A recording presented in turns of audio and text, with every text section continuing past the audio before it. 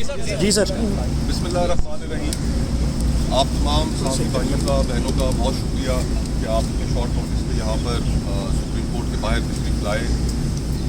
آج آپ کو بلانے کا مقصد یہاں پر آپ کے ذریعے پوری قوم کے علم میں لانا تھا کہ آج جس ادارے کے باہر ہم کھڑے یہ پریس کانفرنس کر رہے ہیں یہ پاکستان کا انصاف کا سب سے بڑا ادارہ ہے. اور آج انصاف کے اپنے ادارے کی حالت یہ ہے کہ جج صاحبان تقریریں کر رہے ہیں, باہر آ رہے ہیں, بار کاؤنسلز میں جا رہے ہیں, بار رومز میں جا رہے ہیں, خطوط لکھ رہے ہیں اور صرف ایک بات کر رہے ہیں کہ آج اس ملک میں عدلیہ آزاد نہیں ہے.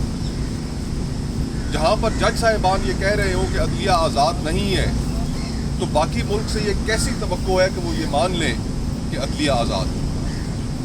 آپ واقف ہیں اس چیز سے کہ پیکا لاء کے ذریعے آپ کی اپنی کمیونٹی کس جبر کا شکار ہے. ملک کے جو سیاسی حالات ہیں ان میں پولیٹیکل پارٹیز کو کس طرح وکٹمائز کیا جا رہا ہے اور ان حالات میں تمام پاکستان اور ہر وہ شخص جو کسی بھی ظلم اور زیادتی کا شکار ہو اس کے پاس ایک ہی انسٹیٹیوشن ہوتا ہے جس کی طرف وہ آنکھ اٹھا کر دیکھتا ہے, جس کے بارے میں وہ کوئی امید رکھتا ہے کہ وہاں سے اسے کوئی انصاف ملے گا, اسے کوئی پروٹیکشن ملے گی.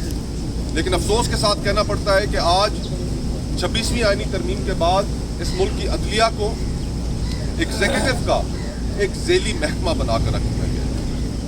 آج ہم نے یہاں پر سپریم کورٹ میں ایک پٹیشن دائر کی ہے اور یہ پٹیشن ہم نے 2 جج صاحبان سپریم کورٹ کے جسٹس منصور علی شاہ صاحب اور جسٹس منیب اختر صاحب ان کا خط سامنے آنے کے بعد ہم نے یہ پٹیشن دائر کی. ان کے خط جو سامنے آیا اس سے ہمیں کیا پتہ چلا, اس ملک کے لوگوں کو کیا پتہ چلا کہ قانون کے تحت ایک پریکٹس اینڈ پروسیجر کمیٹی بنائی گئی تھی جس کمیٹی کے 3 ممبران ہیں اور 3 ممبران میں سے 2 ممبران نے یہ فیصلہ کیا کہ 26ویں آئینی ترمیم کے خلاف جو پٹیشنز ہیں وہ پوری کی پوری سپریم کورٹ بیٹھ کر سنے. یہ پریکٹس اینڈ پروسیجر کمیٹی نے فیصلہ کر دیا. چیف جسٹس آف پاکستان یحییٰ آفریدی صاحب وہ اس کمیٹی کے ممبر تھے لیکن اقلیت میں تھے. اکثریت سے کمیٹی نے فیصلہ کر دیا کہ یہ معاملہ پوری کی پوری سپریم کورٹ سنے گی. لیکن یہ جج صاحبان کے خط کے بعد ہمیں پتہ چلا کہ واقعہ ہوا کیا. ان کے خطوط میں لکھا ہوا ہے کہ chief justice of Pakistan justice Yahya Afridi صاحب نے اس پریکٹس اینڈ پروسیجر کمیٹی کے اکثریتی فیصلے کو کس طریقے سے انہوں نے نظر انداز کیا. چیف جسٹس کا موقف رہا کہ میں نے غیر رسمی ایک مشاورت کی ہے سپریم کورٹ کے تمام جج صاحبان کے ساتھ اور اس مشاورت کے نتیجے میں یہ فیصلہ کیا گیا ہے, یہ رائے سامنے آئی ہے کہ یہ سپریم کورٹ کے تمام ججز بیٹھ کر یہ کیس نہ سنیں. حضرت ہم قانون کے ادنا سے طالب علم ہیں. یہاں پر جو ہمارے دوست کھڑے ہیں کالے کوٹ پہنے, ریاست آزاد صاحب ہیں, ظفر کھوکھر صاحب ہیں, نصیر کیانی صاحب ہیں, دیگر ہمارے جو بار کے عہدیداران وکلاء حضرات یہاں پر موجود ہیں, ہم ادنا سے قانون کے طالب علم ہیں. اور یہ بات ہم بھی سمجھتے ہیں کہ جب ایک ایڈمنسٹریٹولی کمیٹی نے اکثریت کے ساتھ فیصلہ دے دیا قانون کے تحت تو اس کو آپ غیر رسمی مشاورت سے نظر انداز نہیں کر سکتے.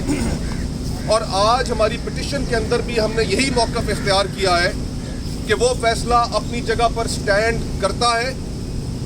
چیف جسٹس یحییٰ آفریدی صاحب ان کی غیر رسمی مشاورت کی کوئی قانونی حیثیت نہیں اور ہم نے یہ اپنی پٹیشن کے اندر استدعا کی ہے کہ رجسٹرار سپریم کورٹ کو یہ حکم دیا جائے کہ اسی کمیٹی کے فیصلے کے مطابق جو آج بھی فیصلہ سٹینڈ کرتا ہے کہ یہ 26ویں آئینی ترمیم کے خلاف جو پٹیشنز آئی ہیں یہ پوری سپریم کورٹ بیٹھ کر سنے. آئینی بینچ ان پٹیشنز کو سننے کا اہل نہیں ہے. آئینی بینچ جو خود ایک کریشن ہے 26ویں آئینی ترمیم کی وہ کیسے اس کو سن سکتا ہے. تو یہ موقف آج ہم نے رکھا ہے سپریم کورٹ کے سامنے کہ جناب آلریڈی ججز کمیٹی کے 2 جج صاحبان کا ویو پبلک میں سامنے آ چکا ہے. میں 26ویں آئینی ترمیم میں اس کے خلاف मोहतरम अख्तर मेंगल साहब के साथ, मोहतरमा फहमीदा मिर्ज़ा साहिबा के साथ, मोहतरम मोहसिन दावड़ साहब के साथ पिटिशनर हूँ। मेरे हकूक मजरूह हुए, पिटिशनर्स के हकूक मजरूह हुए ये सुनकर कि अक्सरियती कमेटी के फैसले को जिस तरीके से खिलाफ कानून नज़रअंदाज किया गया है, हमारी इस्तदा है इसी सुप्रीम कोर्ट के सामने कि जस्टिस मंसूर अली शाह साहब और जस्टिस मुनीब साहब का किया हुआ फैसला स्टैंड करता है और उस पर अमल किया जाए, और अमल करके 26वीं आईनी तरमीम के खिलाफ जितने तमाम केसेस हैं वो पूरी की पूरी सुप्रीम कोर्ट सुने। आईनी बेंच की तरफ से सुनना, हम उसको खिलाफ कानून और खिलाफ आइन समझते हैं, हम उसको एजिटेट करेंगे। और ये आज पहला कदम है, हमने ये यहाँ पर सुप्रीम कोर्ट का आके दरवाज़ा खटखटाया है, लेकिन इस इदारे की अपनी एक तारीख भी है। ये इदारा अनफॉर्चुनेटली ये जिस जगह पर हम खड़े हुए हैं,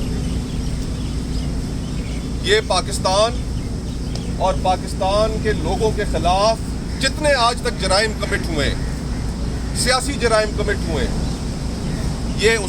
ये इदारा, ये प्रेमिसेस, ये क्राइम सीन है। भुट्टो साहब को फांसी दी गई, क्राइम सीन ये इदारा है। डिक्टेटर्स को इस मुल्क में आइन के अंदर तब्दीली करने की इजाज़त दी गई, क्राइम सीन ये इदारा है, ये प्रेमिसेस है। पॉलिटिकल वर्कर्स के साथ विक्टिमाइजेशन होती है, अदलिया खामोश रहती है, क्राइम सीन ये प्रेमिसेस है। सियासी जमातों के ऊपर ताबड़तोड़ हमले किए जाते हैं, उनसे उनके निशानात छीन लिए जाते हैं, जलसे जुलूसों पर पाबंदी लगा दी जाती है, सियासी लीडरान को जेलों में डाल दिया जाता है।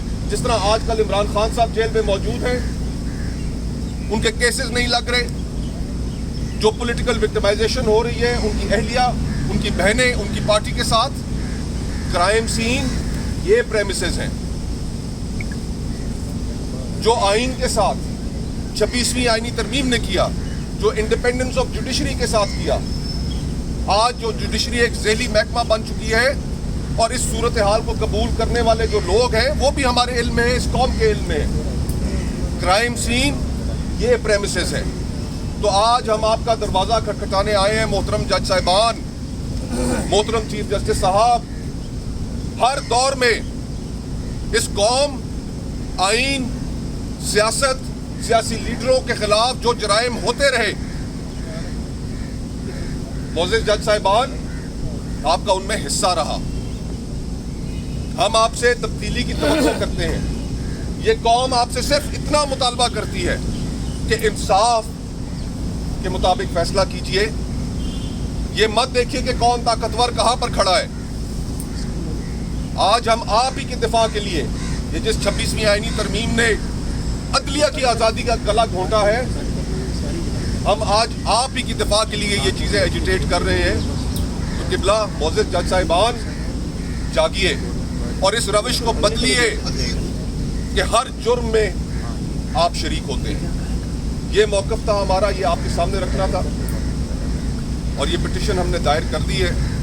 मैं आप तमाम हज़रात का मशकूर हूँ, और अभी दरख्वास्त करूँगा स्पीकर साहब से कि वो आपके सामने चंद कलमात करेंगे।